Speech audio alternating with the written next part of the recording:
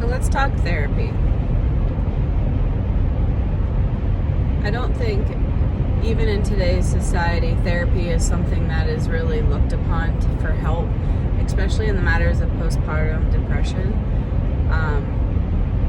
Generally, everyone's just quick to give medication, but I mean, talking to a licensed professional, they give you tips and tricks and all of these good things, information, everything that we need just to process what's going on, to accept what's going on, and to not think that we're losing our mind in the process.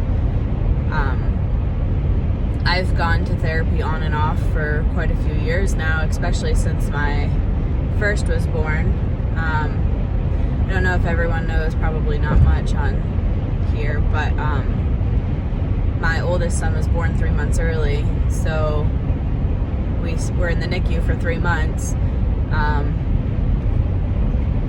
Very traumatic. I mean, from the minute he was born, he had CPR, he was vented, he was doing good, and then he got really bad again, and I was there the one night that they had to do CPR again because he had such a massive bronchospasm that he just couldn't get out of it himself.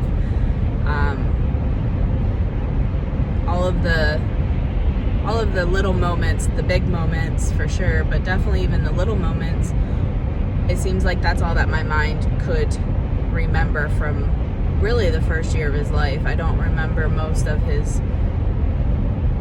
in that sense, not realizing how much PTSD I had from watching him through his NICU journey. And in addition to having to go back to work 10 days after I had him just so that I could have maternity leave when he got out of the NICU.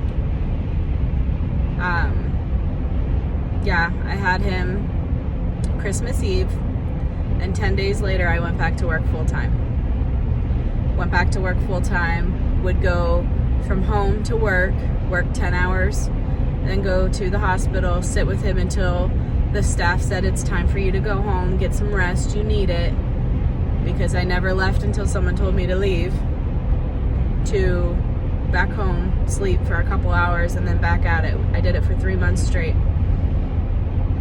Granted, that's with healing from having a natural birth, all of it. It was a very hard time. It was a very fight or flight. I never came out of that heightened stage of fear.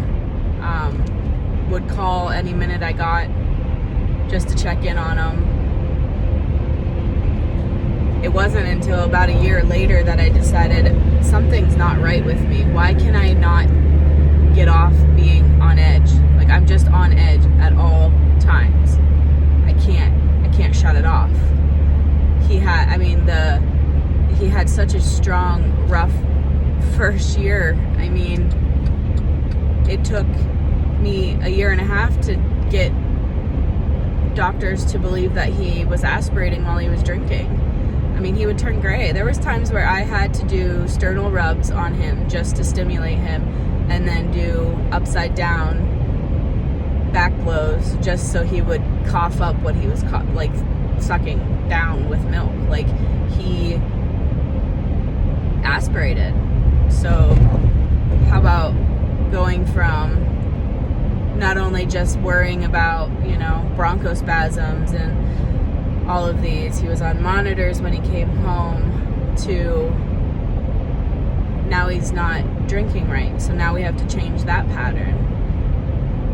I mean, it was one thing after another. I never got a break. I never got a break from worrying. If I did try to take a break, something else happened. So what was the point? So I found myself needing therapy. And I went, and it was great. We talked about, de-escalating situations or those fears, and talking through panic attacks, because at that point I was having at least one a day. And some of them to the point where I don't remember even having it, blacking out really, to being able to talk myself out of it, finding the ones that helped me talk myself out of it, accepting that I needed more than just myself for help. did therapy for a good year or so and then felt pretty good, so I quit going. Well, then life kept coming up, creeping up. Thought I was doing good. I got myself back into that fight or flight stage at all times. Had my second son. I had to do hormone injections. I was high risk because we didn't know why my first one came so early.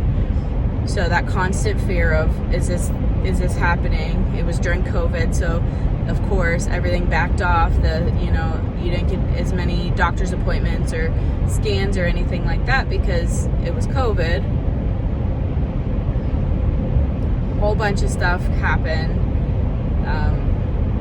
in our lives, and then I had my second son, and I felt good. I felt good during my maternity leave. Like, I felt fine until I went back to work and found myself falling asleep driving to work, being in such a flat state of mind that I would just fall asleep. I have no idea how I didn't wreck or kill anybody or kill myself driving. It's terrifying to think how many close calls I had.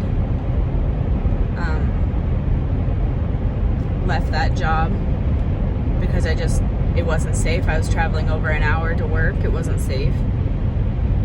But still felt like I didn't need to go to therapy, so I didn't go. Fast forward to spring of last year, my husband and I, we had a miscarriage. Baby was 10 weeks along. From the get-go, we weren't quite sure what it was happening. I had a lot of issues, and just certain things weren't adding up. Was in and out of the ER a couple times through it, to find out that we lost the baby. Sent me into a deep, dark place. I don't even like talking about it.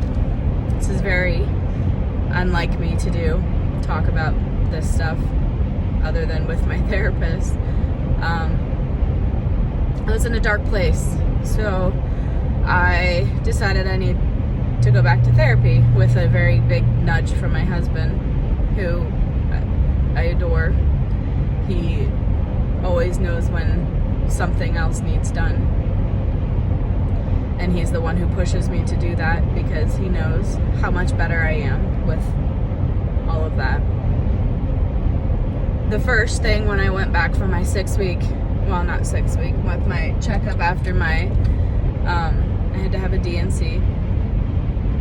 After that, they were like, would you like to be put on some medication for your feelings? And I just looked at them and was like, that's it? That's all I get is medicine to help me with my sadness and my grieving process. So I started to look for therapy. Took me 5 months to get in somewhere. We live in a small area and everyone apparently was busy. So it took me 5 months of struggling from day to day, just trying to look forward to that date to see my therapist for the first time.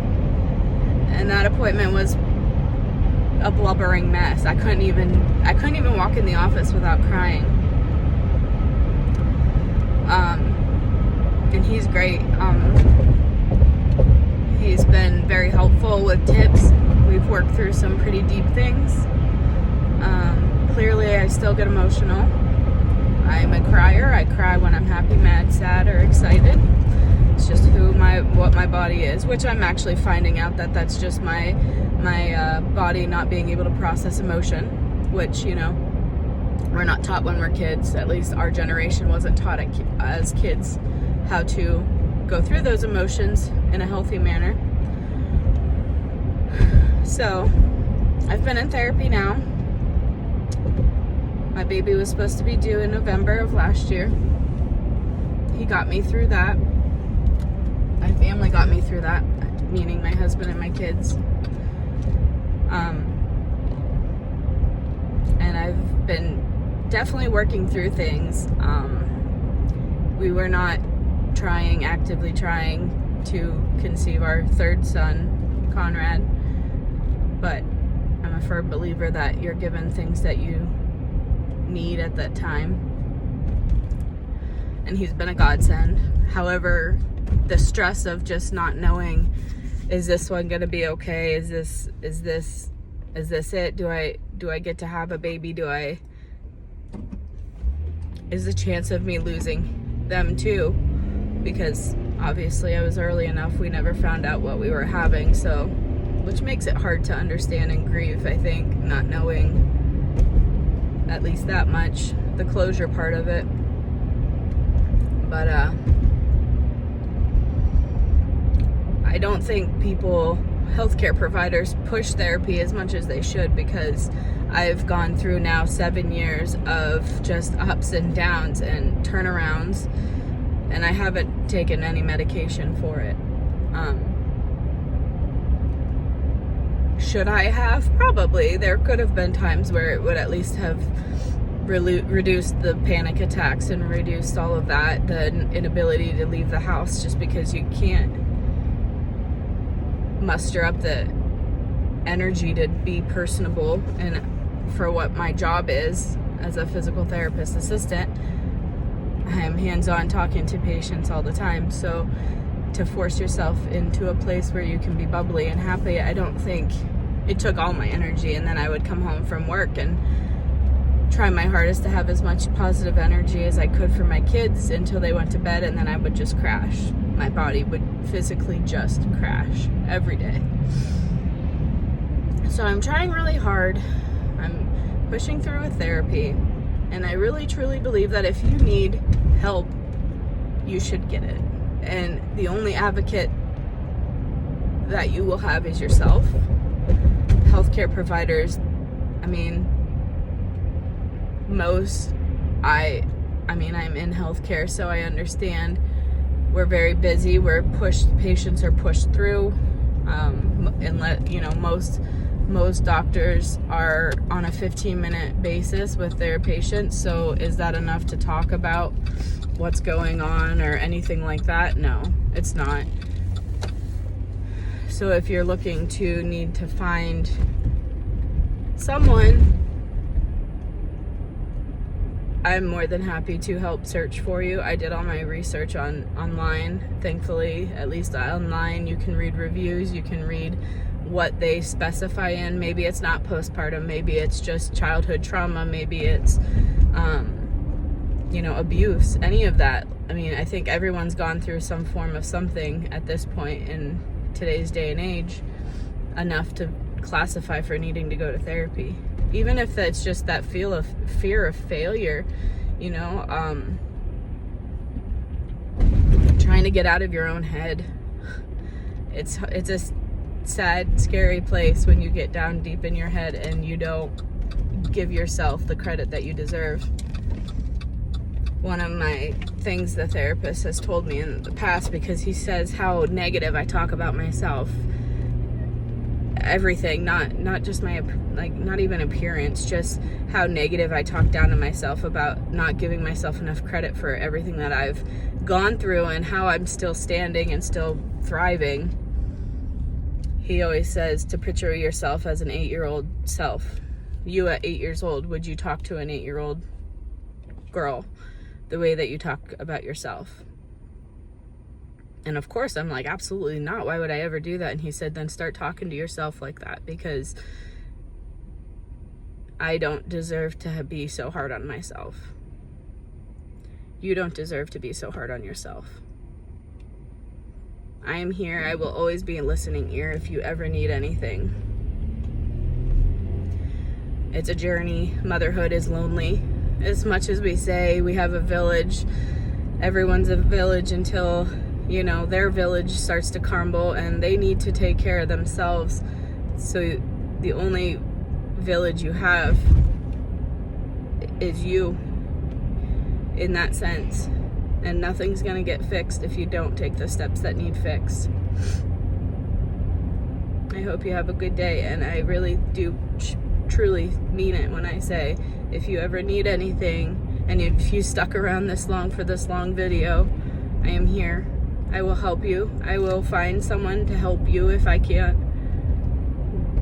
Motherhood is lonely, but I'm here to be your friend through it. Have a good day.